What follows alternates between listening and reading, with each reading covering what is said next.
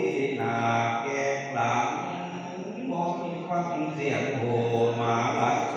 เต้นจองเข่าพังหอกห่วยช่วยแม่แก่หลัก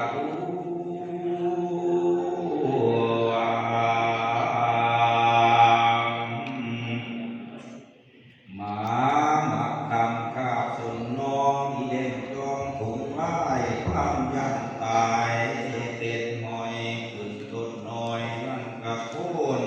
ขึ้นต้นสนนั่นก็หักเลยปีขึ้นต้นกอกไม่เข้าตอกหัวหมาบาเตเต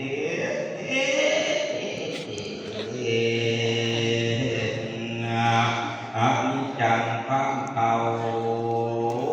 อันยานตั้งถึงไปนั่งสะบันในวันใบจมพูนพระเวทเล่าอยู่ปากคุณแปรไปตาม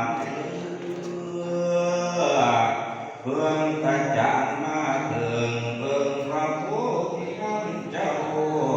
ข้าน้อยเป็นคนเฒ่าสมควรตายย้อนไข่ปลาตายย้อนหมาใหญ่ก็ขอทนในก่อนข้า